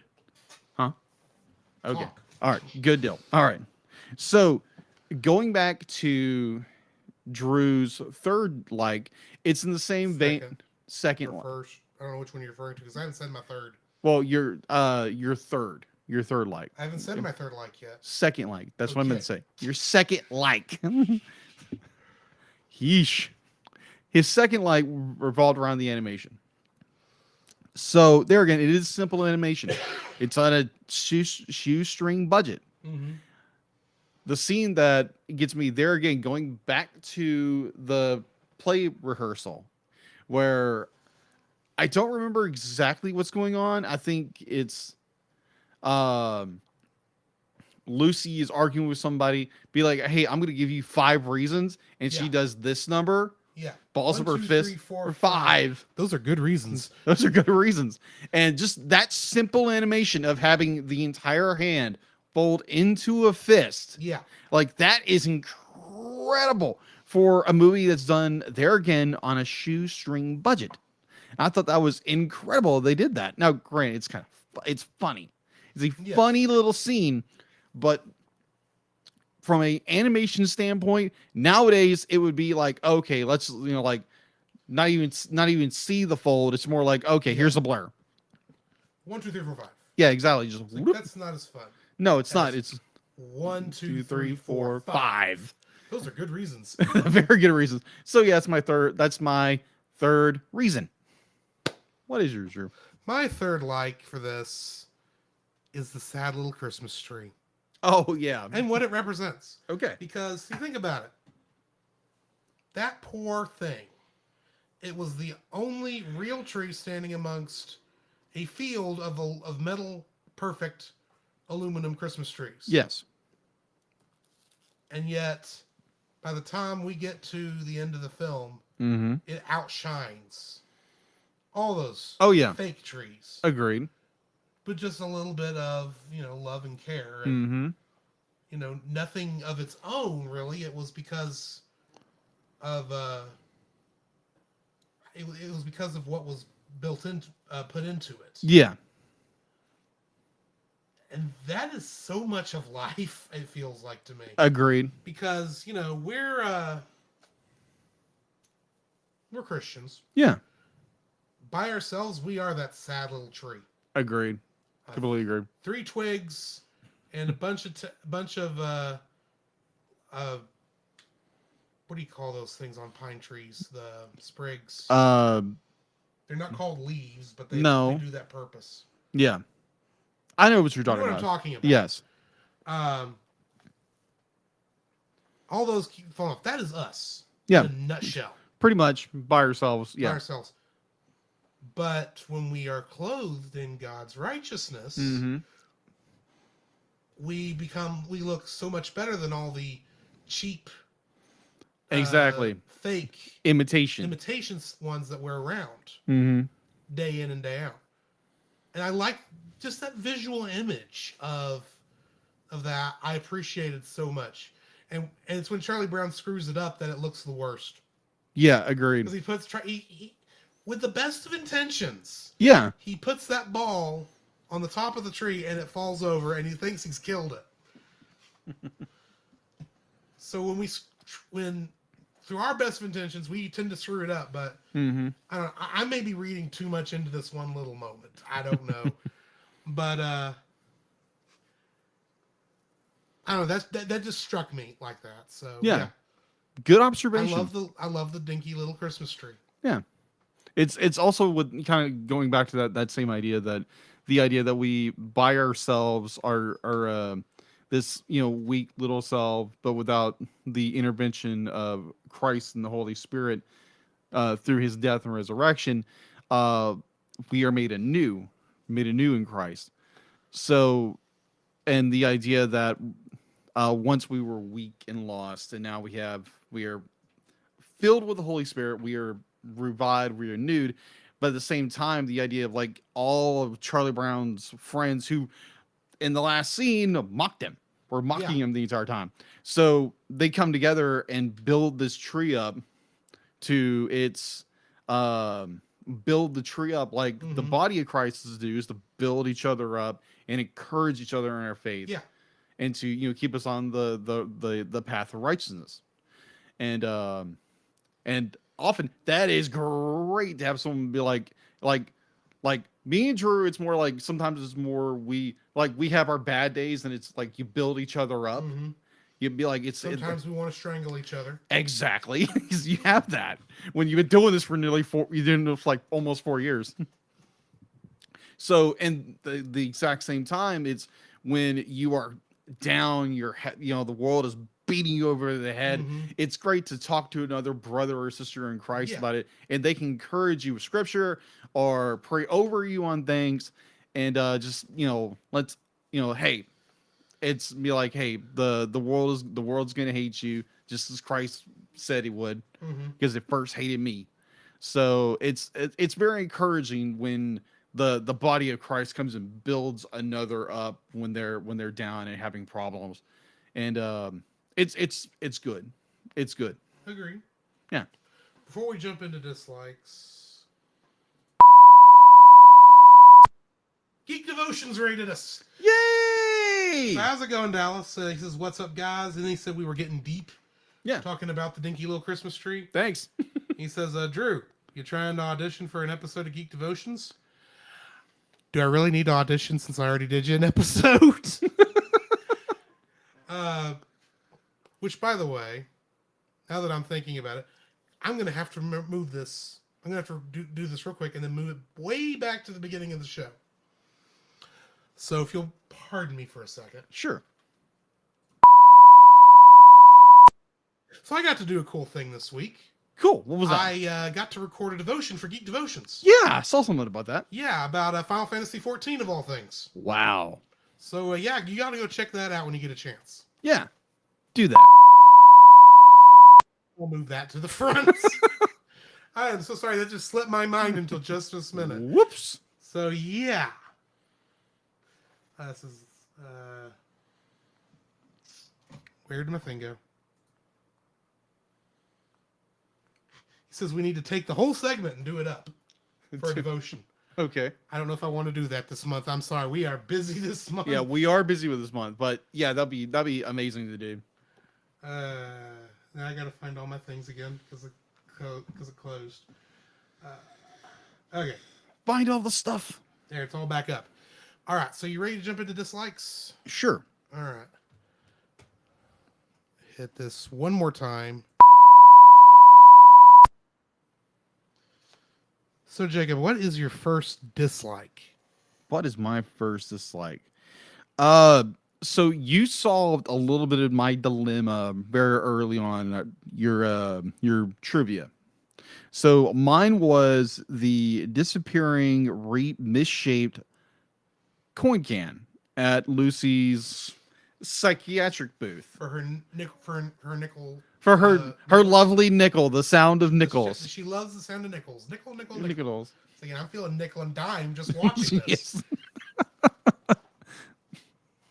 So for me, I'm watching this like, why in the world is the can keeps changing shapes and sometimes it just appears? I'm like, why does it look like it's it's like it's not matching any of the color from the surrounding the original animation? It's like it was edited. And I'm like, and then Drew popped in and said, during his trivia, that originally Coca-Cola was a sponsor for this. Mm-hmm. So I'm only assuming They did not have that on the can. They didn't have it on the can? No, none of the two cans that we see in this being her nickel can, and then the can that Linus knocks off the fence with the snowball he launches out of his blanket. That was a cool scene, though. And that scene had been cut for a long time for time purposes and was only recently added back in. Really? And to the point where people thought it must have been a Coca-Cola can. Yeah. But yeah, it's not. You can see it's a tomato can. Oh, okay. I can't tell what Lucy's can was originally, but yeah, it's not a Coca-Cola can. Okay. Because the only two locations where the Coca-Cola logo was seen was when Linus hit the sign at the beginning that got cut out. Okay. And then the message at the very end after the Kingfisher Syndicate credit. Okay. So now that that's been debunked, that entire scene drove me nuts. But like, yeah, it was great that Lucy is counseling Charlie over his problem. But the entire time I'm watching this little can, which like it changes shapes every freaking change. Like every time there's a different shift in every time the camera changes. Every time the camera changes, either it's small, it's round, it looks like a can, then it looks just like a square, and then it completely disappears. I'm like, what in the world is going on here? Because there again, I was convinced after you said that had to be a Coca-Cola can. They had to go back and re-edit out, but apparently not. It just looked very weird it looked like it'd be like the color was so standoff from the background. It threw me for a loop. Nope, that was one of the downsides of the shoestring budget. Yeah, that's what I thought. One bit of continuity they couldn't keep up with. Right. In fact, to my knowledge, with the exception of remastering of the short, this has had no edits to it whatsoever. Wow. And taking out the Coca-Cola stuff. Yeah. Which was all done before digital, I should say. Yeah. Oh, fun. So yeah, that's my number one dislike. What is yours? My first dislike is it feels like I'm watching an actual children's Christmas pageant. Watching this thing. Okay. Part of that is because of the children being actual children voicing the actual characters, but so much of this feels like we go one direction and then it goes and we're going over here. We're supposed to be, this whole thing is based around a play, right? Yeah. 90% of the time, the only time we see them doing anything with the play is we see when Lucy's handing out the assignments, and we get and each one gets a part, and they get one little reference to whatever it is. The only other thing we get is when the innkeeper and his wife, played by Violet and Pigpen, I think it's Violet. I could be wrong on who the red-haired girl in this, because it's not the little red-haired girl. Oh, okay. It's somebody else. But the one who likes her naturally curly red hair that she kept bringing up over and over. Yeah. That's the only other part of this play that we actually see. The rest of the time, it's like, well, let's get ready to rehearse. And now we're dancing to Lucy and Linus again. That's the name of the song. The normal Peanuts song. Oh, okay. Oh, okay. I didn't know that. Yeah, the name of that song is Lucy and Linus. Oh, okay. I don't know why it's called Lucy and Linus, because I don't think it ever plays when it's just Lucy and Linus on screen. But that's the name of the song. Oh, okay. But every time they do that and they go to the dancing, I'm sitting there going, aren't y'all supposed to be rehearsing for whatever this play is? Yeah. We don't see a play in this. We just see, as far as we know, the play is just these kids randomly getting up on stage and dancing. One scene that happens to have an innkeeper and his wife, and Linus just suddenly belting out that chapter from Luke. Yeah. As far as I know, that's what the play is. That's not a play. No, it's not. That's not even a good children's program. Agreed. I've seen better children's programs than what they tried to show here. And Lucy, and they all act like it's no big deal. Because Lucy says, "Isn't this a wonderful play, Charlie Brown, with all this music and me snapping along with the music?" It's like, there's no play. There is no play here. Well, that's what happens when you have children who are putting a play on by themselves. Obviously, there's no adults like wrangling them. As far as I can tell, there was no script for them to rereading. They handed out a script. It must have just been a piece of paper that says, "Okay, when we point at you, you go on stage and you dance. And that's about all Apparently. they did. Well, it was 60s. I Let's say guess. that. I know. I'm reading too much into this, but it's like, I wish the plot was a little more consistent. Right. Because they say it's about this one thing and we have to take their word for it. Yeah. Because we don't see that thing. Agreed. And yeah, you do get about Charlie complaining about the commercialism Mm-hmm. throughout, which is, the main thing about this. Mm-hmm. But we don't see much actual commercialism for him to rail against. Mm. We get the only real commercialism I really saw, anything I would actually call commercialism, Yeah. is his sister Sally asking Santa Claus for cash. Yeah, that's what That's very much very materialistic. Yeah, agreed. The other thing they point out is Snoopy with his lighting and decoration contest that he entered, and he might win money. Yeah. What if Snoopy just wanted to decorate his doghouse, enter the contest for fun, and if he won something, woohoo! Yeah. I mean, this is still when Snoopy doesn't have much of a motivation other than he just likes to have fun. Yeah. In the era of this stuff.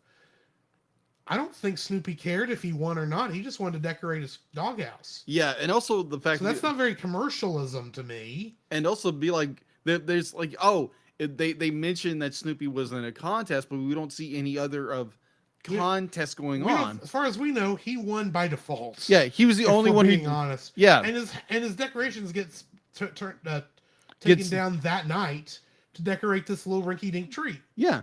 So, what you say it's about commercialism? There's not much here. No, there's not.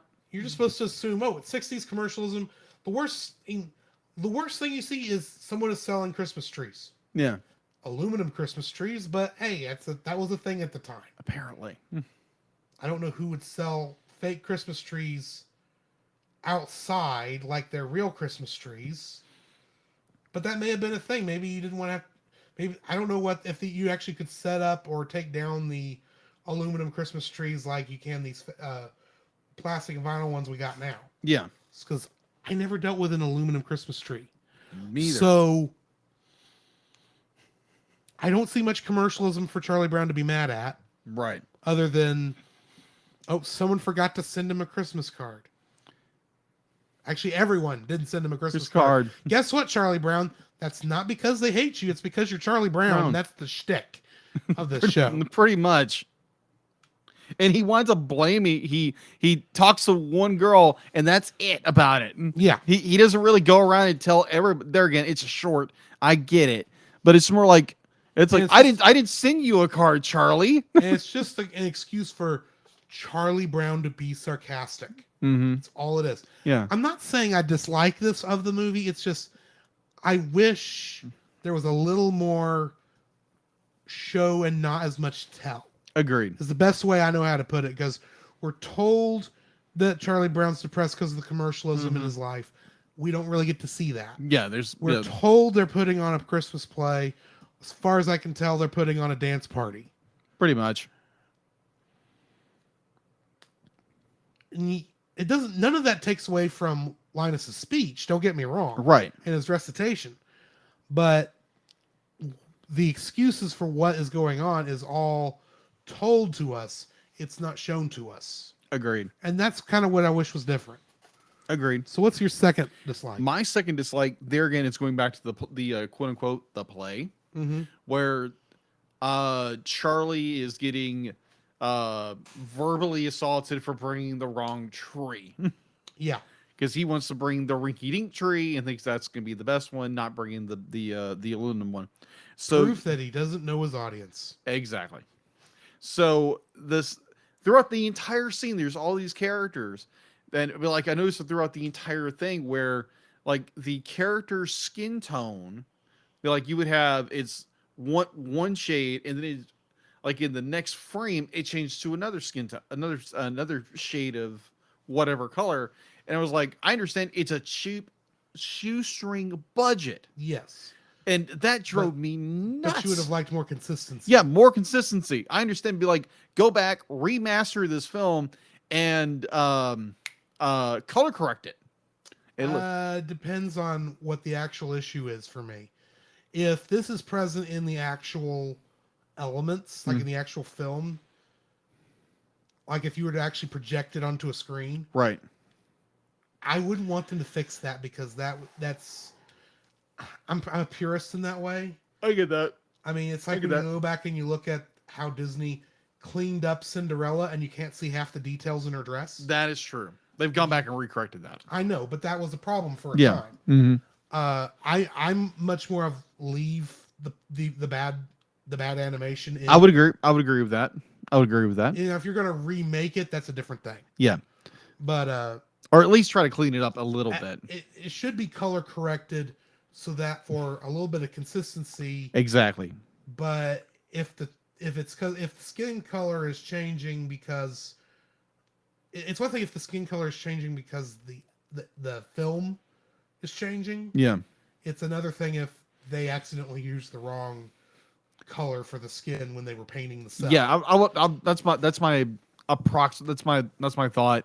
With there again, it's they like you said before, they were making this too like up to the gun of the broadcast. They probably barely had any time for any quality control on this. Oh yeah, so that is understandable. But at the same time, be like, I really wish they would have like gone back and like tweaked it a little bit, made a little more consistency in there when it comes to Now, I will also point out one other thing neither one of us have brought up yet. What's that? We're seeing a high definition flat screen LCD progressive scan. Yeah. Of this. That was never the way this was intended to be watched. Of course. This was intended to be watched on a CRT interlay signal with half the signal getting there a split second after the other half of the signal got there. Mm-hmm. We're seeing all the warts and stuff because it's not getting smoothed over. Yeah, exactly. By the electron gun that this was intended to be watched with. Yeah. So I will throw that little bit of a shtick in there. That makes sense. Because that could actually clean up a lot of the problems we're actually talking about. Yeah. In terms of the skin tone problems. Yeah. Yeah. So yeah. Just throwing that out there. Yeah, good points. Good point. All good points. All good points. Yeah, that was my number 2 complaint was the alteration, either it's the way it was originally supposed to be projected, color problems, wasn't able to manage everything the way it should have been due to its time constraint. But overall, the like you would have one part of the skin would be like a flush tone, and the next the arm would be like a slight pink color. I'm like, I wish they would have had managed that a little better. That's what I'm saying. I will say I did watch this twice, once on the Apple TV version and once on the DVD. Yeah. It looked better on DVD. Okay. That's just the thing. I'm just going to throw that out there. Okay. All right. In fact, my second dislike is only true of the Apple TV version. Okay. Because I did not catch it on this version, and that was the editing around the Coca-Cola endorsements. Okay. It's not so much the one at the end, it's the one that was at the beginning. Linus hitting the Coca-Cola sign at this point is lost media because they're not even putting it on this, which I would be fine with at this point. I don't think Coca-Cola would care. In fact, they probably like a little bit of free advertising. True. And I would love to see an uncut version of this because I like to see the original edit of anything. Agreed. But the way they edited around that Coca-Cola part there at the beginning, they didn't even do a good fade out of the music before it would have gone to that. It looks like they went right up to the frame when it would have switched over to Linus flying through the air to hit the sign or whatever it actually went to next. And then just cut the music off there. It's like you could at least fade the audio out. Could have, yeah. Maybe you could have given like about a second or two as you see the words Charlie Brown Christmas, fade the audio out, and that way when you come back from the commercial, Mm-hmm. which is the reason for the quick cut on the other end, you could go ahead and, bring the audio back up then. Also, this is not something we talk about much on the show because most of the time we don't have to deal with commercial breaks That is true. that were part of the original thing. I don't know if this is the way it's situated on the Masters or if this was just how the digital version is. Mm-hmm. I want where the commercial breaks would have been, where they were designed to go in, I should Right. say. I want 2 or 3 seconds of a black screen. Okay. That makes sense. Just so it's like, okay, this was the commercial. There is meant to be a break here. But the way they did it, it jumps from one scene right into the next. And there's a little bit of weirdness in that cut because it was not meant, those two scenes were not meant to be seen back to back. There was supposed to be a commercial for Sears Roebuck in there selling you, I don't know, from the 60s. What would have been a big toy? In the 60s? Yeah, Slinkies. Yeah, Slinky. Slinky or some, or I guess I don't think Light Bright was around by then, but that there was supposed to be a commercial there for, I don't know, the Flintstones breakfast cereal for Fruity Pebbles, with Fred Flintstone and Barney Rubble doing their thing from the 60s, or something to that effect. It's not meant to go straight from this shot to this shot. There's supposed to be a separation there. Put that separation in there, please. Mm-hmm. I don't want you to make fake commercials, mind you. I just want you to put in a black screen for like a second or two, just long enough that the mental break comes in. We're at the break. It went to commercial, and now we're back. That's all I want, and that would fix the edit. Okay, that would actually fix all the editing problems in this for me. Okay, because the more I think about it, each one of even the Coca-Cola thing, yeah, that would have been fixed if you'd have just faded to a commercial and then come back. Agreed. That's all I want. That's my second dislike. What's your third? My third dislike, there again, this is going back to like Drew's excellent point on his second of utilizing the fact that there were commercials. There is a lot of, if you pay attention to the line work on this, there's a lot of bleed over. There's a lot of bleed over with the character designs. Now, Grant, it's not a lot, but you notice it if you pay attention to those things. Like whenever they get real close up on a character, you can see that the color bleed on it just slightly. And I understand it's part. It could have been when they scanned this in digitally and compressed it, putting it on DVD and Blu-ray, or making a digital stream. That could have caused it, because I'm fairly certain it could have been during the original broadcast. Just this little bit of a color bleed over. There again, it is the 60s. It's not a modern movie. I hope they don't remake this. No, don't remake it. Don't remake it. It's a great, perfect little short film as it is. I'll get to talk about my problems with remaking in about 2 episodes. Yeah.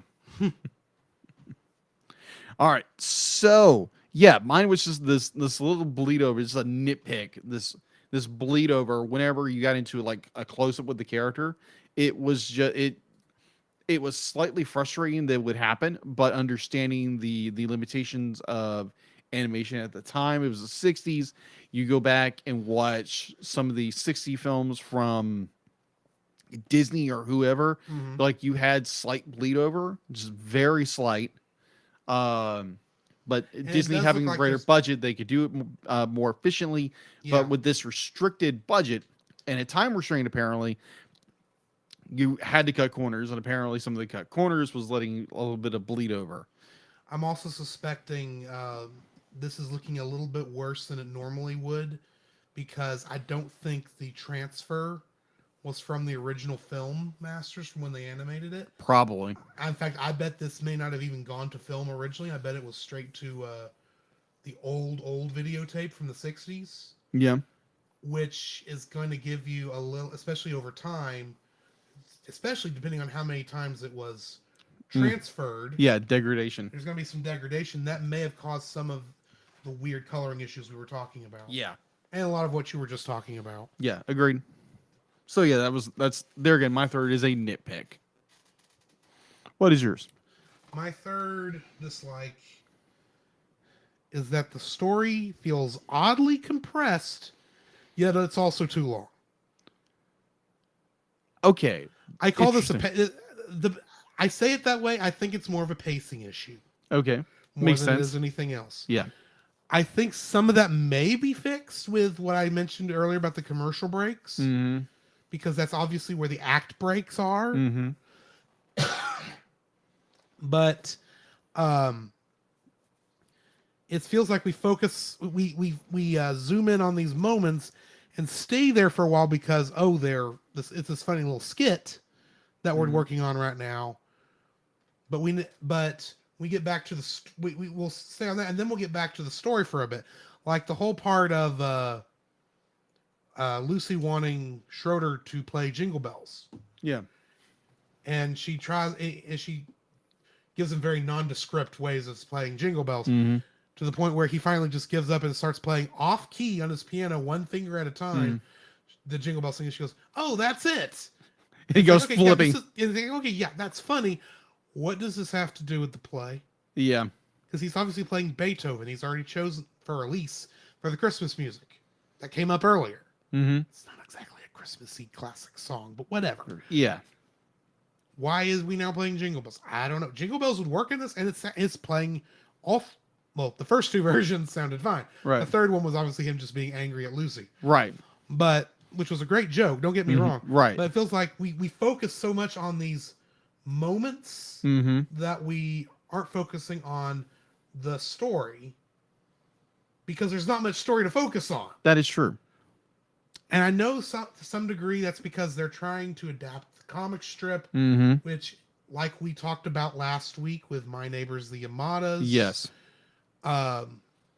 Sometimes that leads to a skit that's this long versus a skit that's, shorter, or a skit that's longer, depending on how it was set up. I get that. Don't get me wrong. Mm-hmm. But I still think, especially with a 30-minute short, if you either are going to be making skits where where My Neighbors the Yamadas, they actually said, yeah, this is this skit, this is this skit. They gave each skit a name. Mm-hmm. This is obviously with the idea, written with the idea that this is all happening one right after another. But at the same time, it feels like there's very little story for all these things to connect into. Yeah. That's just, I think that's more of a nitpick for me. But yeah, it feels like it's too long, yet it feels like there's parts of it that are compressed in there, because it's like, and now we have to hit the plot really, really fast, and now we're to another joke. Mm-hmm. Agreed. It's weird, and Agreed. It's more of a pacing issue than anything else. And like I said, for the most part, not looking at this critically, I don't notice it. But when I watch it for the show, of course, I have to look at it critically. Mm-hmm. So I just wish the pacing was just a little bit more streamlined, a little more consistent. That's all I'm asking. All right. Which brings us to the end of our reviews, which means we need to rate this thing. Mm-hmm. What are you rating it? I am gonna rate it. Hold on.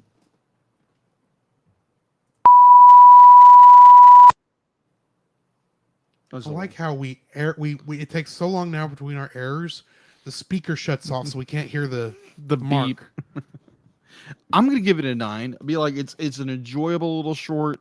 It's got a very sweet little message, even though there's not a whole lot story there. It's got amazing little message to it, and about what the meaning of Christmas is, and the joy of what Christmas should mean, and learning that lesson. I thought that was a very amazing little story. The little vignettes here and there of definitely with Snoopy just mocking Lucy was hilarious, and It's a timeless classic which should be enjoyed by all. And if you haven't watched the entire thing, watch it. If you're an adult, watch it with your kids. If you're a kid or a young adult, go watch it. Watch it with the family. It's Yeah, clean. exactly. It's got a good message. Go watch it. It's Charlie Brown and Snoopy. Yes. What can go wrong? There again, A lot could go wrong. A lot could go wrong, but it's family fun. It's just a good little short, so go watch it. What's your score? I'm also giving it a 9. Excellent. It's a fun little short. It's only about 30 minutes long, so it takes almost none of your time. Mm-hmm. It's in many ways it's a mostly harmless thing. Most of what I brought up as negatives, as dislikes, Indeed. those are more nitpicks than anything else. It's just things I would like for it to be a little bit better. Yeah. There's not much you can actually improve on, I feel, in this for what it is. And because of what it is, I don't want them to change it now. Yeah, indeed. Because I feel this is landmark animation. Indeed. Especially for TV animation. I mean, it won an Emmy Award. So, and it had almost half of the ratings for the night that it originally aired, and it airs every year. Mm-hmm. Every So it's a classic. year for over 50 years. Yes. I'm sorry. At that point, you don't get to be called a bad. Yeah. And so it's a classic. You should go watch it. Yeah, these little things might hinder you, especially if you're used to modern day stuff. Mm-hmm. Just take it with a grain of salt. Indeed. I'm not going to tell you to turn your brain off because that's impossible. But just take it for what it is. Yeah, enjoy Just it. take it for what it is. Enjoy it for what it is. And yeah. That's my thoughts on it. All right, excellent. Which brings us to the end of the episode. Mm-hmm. Next week, we're going to be reviewing a movie that I won't have until Thursday. Understood. It is Arthur Christmas.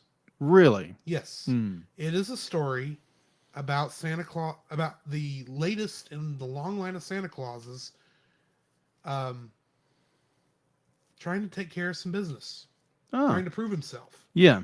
Which brings us to the trivia question for this week, and it's not on here, it's over here. Brings us to the trivia question for this episode. What is Arthur trying to deliver in this movie? Good question. So I will be posting that probably tomorrow morning on the Facebook group. So take a look out for that, and go ahead and give an answer when you see it. And in the meantime, go find that. I know it's on. I saw it on Amazon. If you want to go watch it, Yeah, it's on Amazon. and don't want to, and can't find it at the store like I couldn't, and had to order it online. Yeah, So yeah, I guess that's going to be it for us this week. I guess so. So in the meantime, this has been Drew, This is Jacob. and we'll catch you in the next frame. Come, Jacob. We must prepare for next week. Prepare for what, Drew? Same thing we do every week, Jacob. Record a podcast. Oh, boy. So where can they find you, Jacob? You can find me on Facebook at Jacob B. Heron, also on Facebook at Jacob's Daily Art Corner, where I try to draw each and every day. I don't get to it as often as I like, but join me there. Also, you can find me on Instagram at Jacob B. Heron, on Twitter at Jacob Heron, and Letterboxd at Jacob Heron. So where can they find you, Drew? You can also follow me on Letterboxd at ggeorge759, Facebook as Drew Dodgen, my Facebook page where you can see pictures I've taken at Drew's Photo Bin. You can also follow me on Twitter at ggeorge759. You can email us at thecellcastpodcast@gmail.com. You can also follow us on Twitter at cast_cell. You can follow us on Twitch at twitch.tv/thecellcastgaming. You can also follow us on YouTube at Cellcast, Listen to our podcast on Apple Podcasts, Google Play Podcasts, Stitcher, Spotify. and your favorite podcast directory. You can also listen to us on the Movie of the Week podcast with Jim Heron, where we talk No, you about can't. live action movies. And remember, Cell is a single L.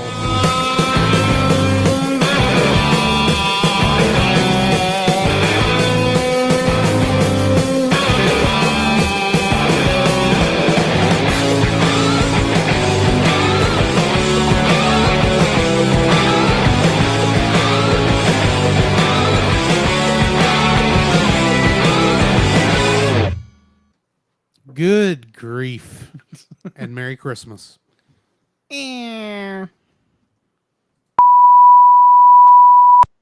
All righty. Once again, guys, thank you all for joining us. Yes, thank you so much. Josh is giving me suggestions as to where we should raid since Book of Gaming is not on yet. Let me see here.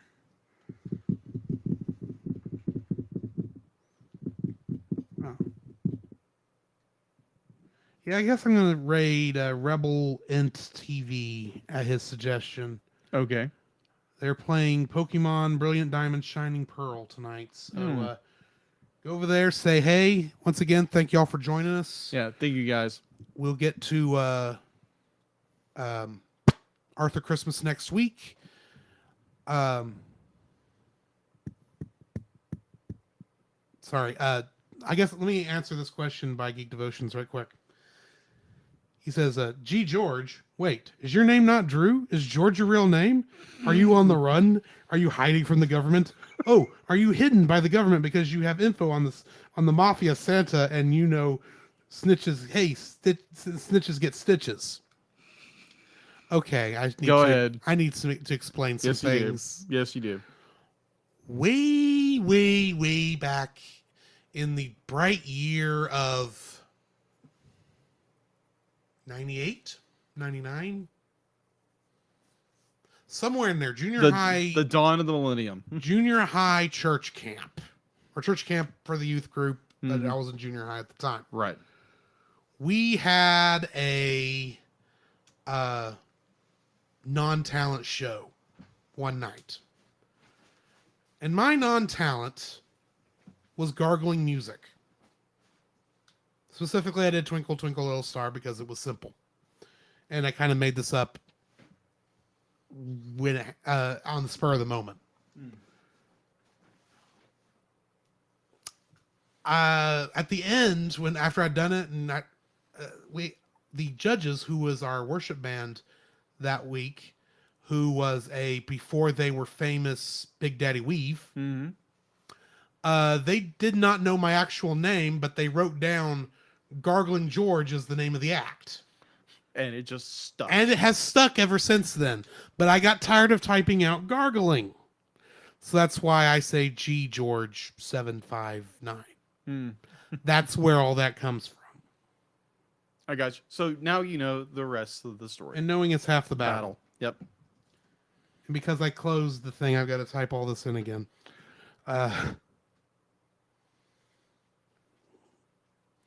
All right, guys, it's been great. I've got to boot because I got to go visit Lovelace. You got places to go. I've got dogs to set on. Are set, not sit on. Because believe me, I stood at one of these dogs and dog will squish. Sure they will. Sure they will. It'd be like the little dog looks like a rug. Let's say that. It looks like a little rug with a very flat face. All right. I'm going to go ahead and hit the raid button. We'll see y'all guys later. Right. Thanks, guys. So hang on. Before I do that, I want to make sure I've got him up here. Because I hate doing it because it doesn't jump straight over there on mine. You know what I mean? Right. Anyway, you go. I'll lock up when you leave. All right. You don't have to wait on me anymore. Gotcha. I can't type. It's the sinuses. Yeah, sinuses keep me from talking and keep me from typing. Right. That makes perfect sense. So I will see you tomorrow or Thursday. Probably. Probably. Maybe. Yeah. Okay. There we go. All right. So hitting the button. Studio mode. So even though if I click on a scene that I want to transition to, if I don't hit transition,